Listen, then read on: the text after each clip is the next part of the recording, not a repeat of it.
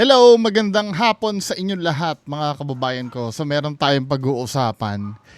Ito ay yung nakakabahalang pagtaas ng kaso ng HIV. 'Di ba? Sa edad 15 to 25, tumaas ng 500% pagdedeklara ng HIV bilang national National Public Health Emergency, pinag-aaralan na. Kasi 500% yung tapos ang bata pa ng mga affected, 15 to 25. So, play nga natin tong balita na to. Play natin. Pinag-aaralan na ng Health Department na ideklara bilang National Public Health Emergency ang Human Immunodeficiency Virus o HIV. Ayon sa DOH, nakababahala na raw kasi ang biglaang pagdami at pabata ng pabata pa ang nadaragdag sa mga kaso ng 15, HIV. no? Nakatutok si Maki Pulido. Mula 21 new cases ng HIV kada araw noong 2014, dumoble yan sa 48 new cases kada araw noong 2024. Pero nitong Enero hanggang Abril ng 2025, umabot na sa 56 kada araw ang naitatalang mga bagong kaso ng HIV. Base yan sa pinakahuling tala ng Department of Wait lang, ito yung bagong pusa ko, bigay ni Sir Ed. Cute-cute no. Kiss mo nga ako. Diyan ka muna. Sa baba. Umiepal ka eh. So, pagpatuloy natin. Sorry Health. Ang nakakaalarma ayon sa DOH, pabata ng pabata ang nagpopositibo sa naturang sakit. Tingin ko yan sa social media yan eh. Malaking factor niyan sa social media. Diba? Gen Z HIV cases. May 500% increase daw ng HIV cases sa mga edad 15 hanggang 25. Sa datos natin, tayo na ang pinakamataas na new cases dito sa Western Pacific region. Dahil dyan, pinag-aaralan na ng DOH na ideklarang public health emergency ang HIV. Maganda magkaroon tayo ng public health emergency, national emergency for HIV dahil magtutulong-tulong ang buong lipunan. Sana noon pa, sabi ni Kael Mata, HIV positive at HIV community organizer. Hanggang Bading no. Hindi, I have nothing against pero kadalasan sila yung niyan nahahawa eh. 'Di ba? Hindi ko maintindihan kung iintindihin natin paano ba natatransmit ang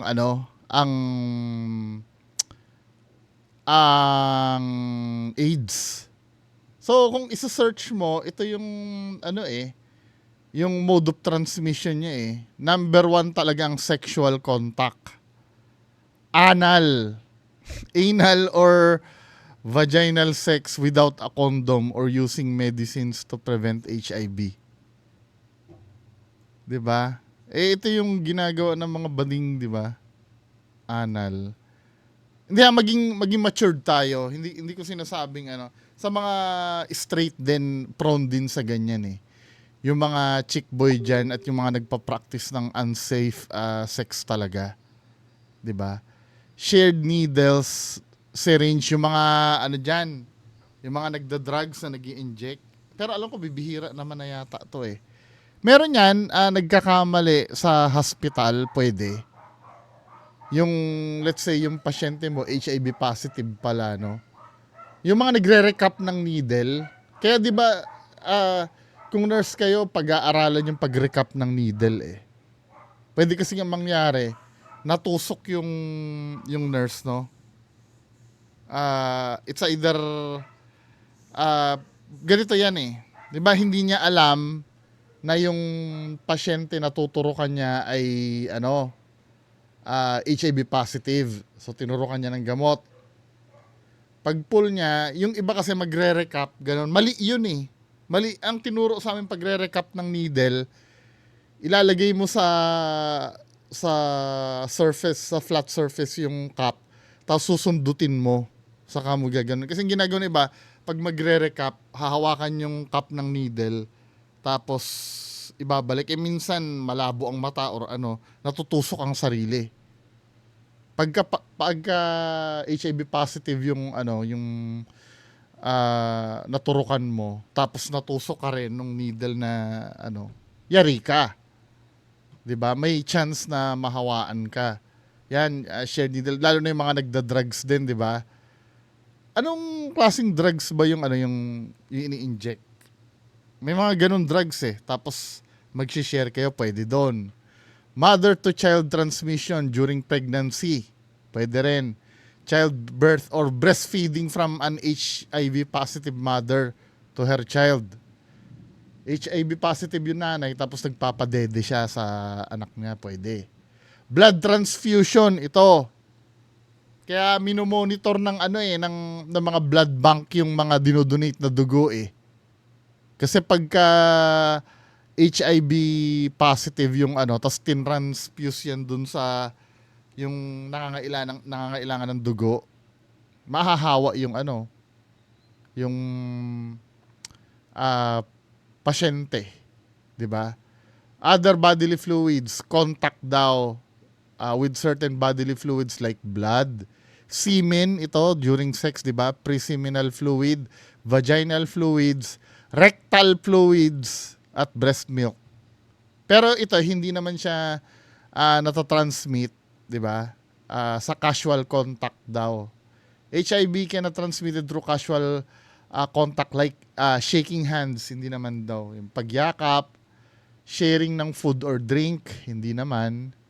Using the same toilet or pool, hindi naman. Kahit sa swimming pool, hindi naman siya ano. Or mosquitoes. Pero di ba ano, paano kung nanipsip ng yung unang sinipsip ng lamok HIV positive? Tapos ikaw din sinipsipan ka rin ng ano, hindi ka ba mahawa doon? Pero sabi dito hindi daw oh. Sa laway hindi naman, sa pawis hindi, sa luha hindi din. Sharing personal items, sharing like towels, pang-ahit, hindi naman. As long as the blood of an infected person has not been directly transferred to them. Pero, di ba, kahit pa paano, kung ako ang tatanungin, mag-ingat na rin. Hindi natin masabi eh. Di ba? Yun ay sa akin lang naman ha. Hindi ko sinasabing hindi to totoo. Pero, mas maganda na sigurista tayo. Pwede siguro mga shaking hands. Pero yung involved na yung mga laway, sweat, bagamat may pag-aaral na hindi naman dun natatransmit. Mas magandang iwasan na rin. Para sure lang, no? Not to the point naman na magiging discrimination na ang dating. Personal ano mo lang yun, preference. So pagpatuloy natin to, no? Tong sinasabi ni Sir.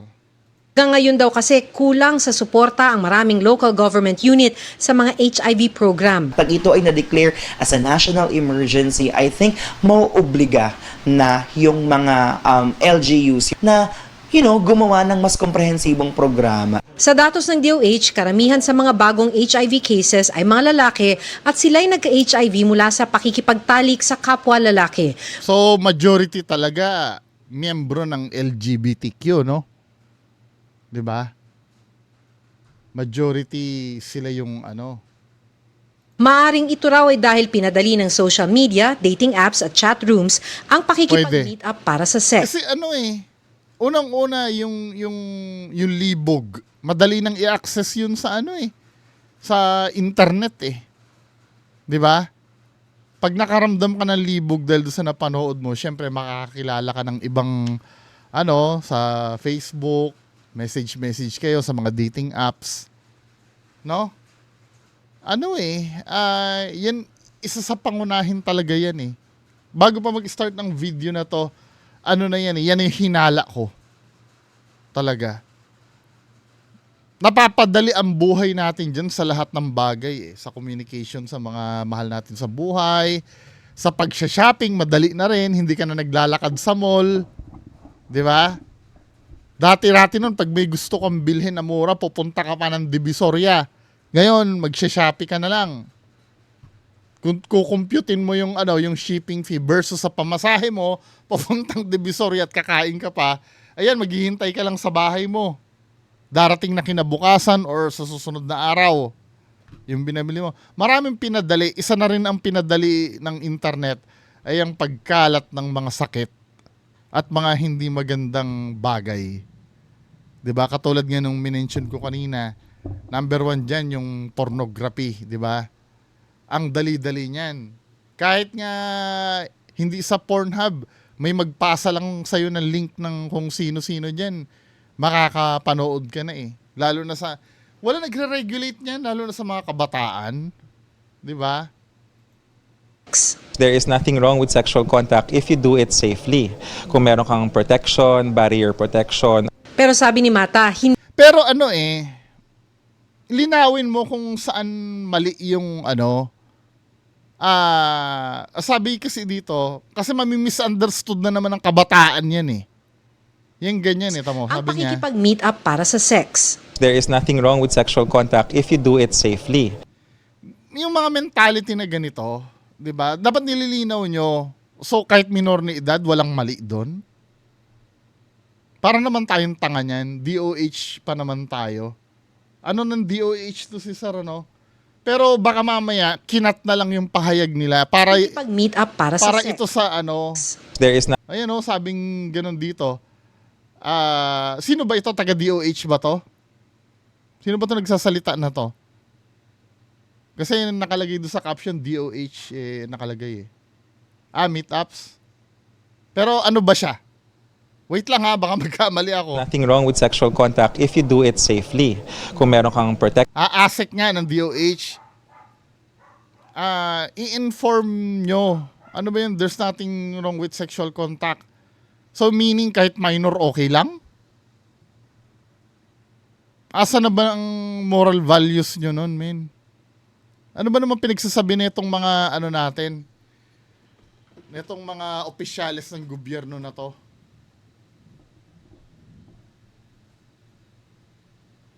Nakaka-disappoint Hindi sila nag-iisip ng sinasabi nila. Sa totoo lang dapat hindi naman sa pagiging kopong-kopong attitude, Yung premarital sex nga, yun eh. Bawal dapat yun eh. 'Di ba? Siguro kung ni-rephrase niya, na sinabi niya kung makikipag-sex kayo, kasi hindi naman talaga bawal sa batas makipag-sex eh. Lalo na kung single ka. Hindi naman bawal sa batas yun eh. Yun na lang sana sinabi nyo, kung gusto nyo makipag-sex, make sure na, pero yung sasabihin, there's nothing wrong. Para ka naman tanga nun. Hindi mo ini-elaborate. Siyempre, mami-misunderstood ka ng mga kabataan nun. Kaya nga ganyan ang Sa sex. There is nothing wrong with sexual contact if you do it safely. Kung meron kang protection, barrier protection. Di man lang sinabing gano'n na kung gusto nyo ng sex, kasi mukhang generalize niya na pagka daw wala daw mali eh. Kaya nga dito sa social media, open for interpretation yan eh. Yung ako naiintindihan ko na ang minimin mo na may sexual contact yung mga nasa tamang edad na, paano yung mga ibang hindi naiintindihan yung sinasabi mo? 'Di ba? Nako. Pero sabi ni Mata, hindi mga dating app at chat room ang problema, kundi access ng kabataan sa proteksyon tulad ng condom. Sa buong Pilipinas, I can say is the total numbers of HIV cases among youth ay 33% sa kabuang total. Mga kabataan, if they go to health center, they ask, pwede ba makingi ng condom? Ang sagot sa kanila, saan mo gagamitin? Bakit mo kailangan? Dapat Tanga! Kabataan nga eh, minor nga eh. Malamang tatanungin yun. Ba't ganyan mag-isip ng mga mga taga-LGBTQ?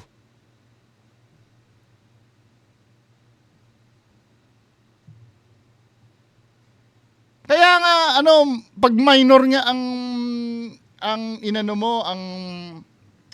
tawag dito, ang na-involved sa sexual act, iba talaga ang dating eh. Diyan papasok yung, basta hindi maganda. Ang tanga naman nung statement na yon. Ano ba, wala na ba silang pag mga nagsasalita, membro ng LGBTQ na ganyan, talagang hindi ba kayo ito, wag tayo mag-bullshitan, membro ng LGBTQ to si Asek Albert.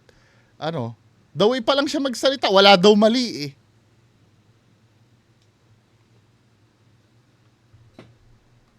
Diyos ko naman to mga taong to.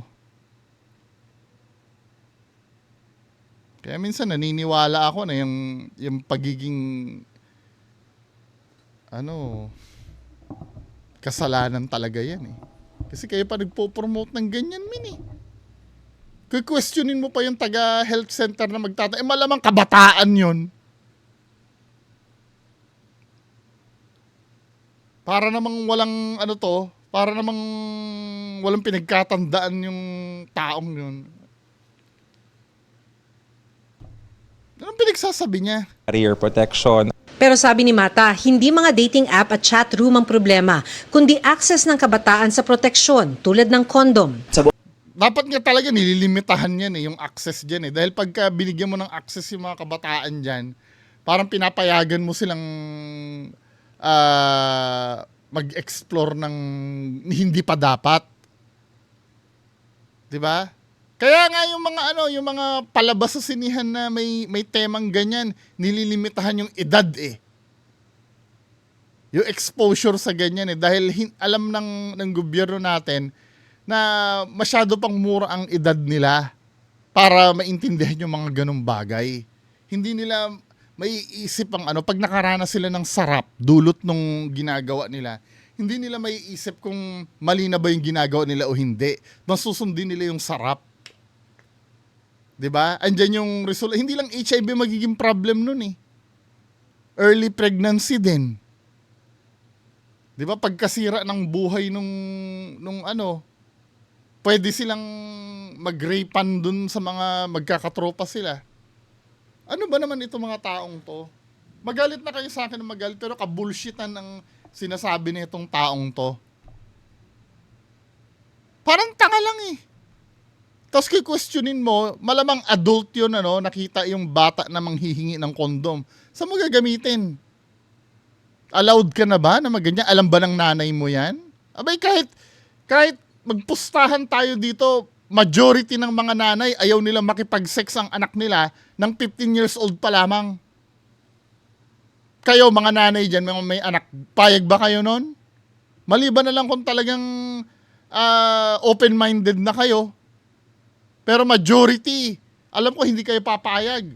Gusto nyo muna makapagtapos yung anak nyo ng pag-aaral bago yung mga ganyang bagay. Ano ba naman ito?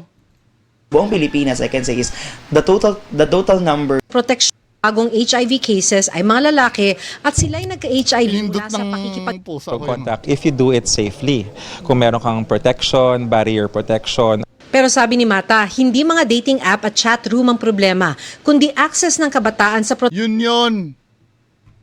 Hindi lang naman AIDS ang nagiging produkto ng mga early access sa mga dating site at social medias eh.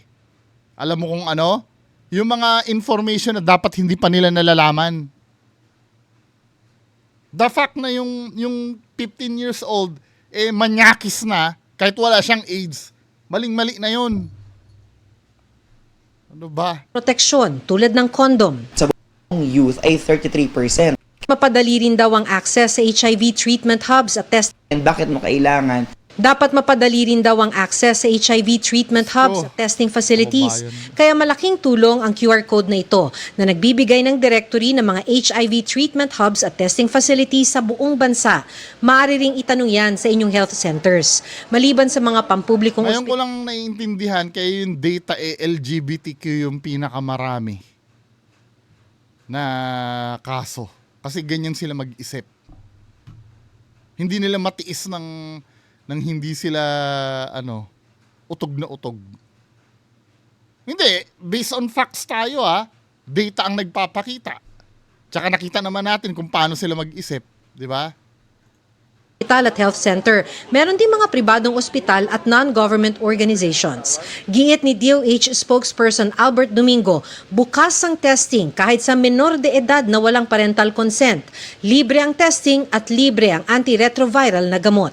HIV is not a death sentence. Hinahawig nga namin yan parang high blood is at the end of your life. No, it's not. You just have to take maintenance. PhilHealth even has an HIV package.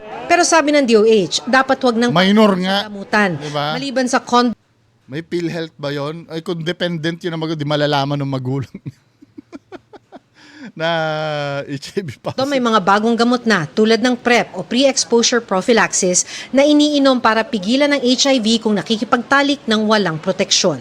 Para sa GMA Integrated News, Maki Pulido, nakatutok 24 oras. Diyos ko. Hindi kaya agree ba kayo dun sa nangyayari na yan? Anyway, mga kababayan ko, yan lang po ang ating pag-uusapan ngayong hapon. Magandang hapon sa inyo lahat. Bye-bye.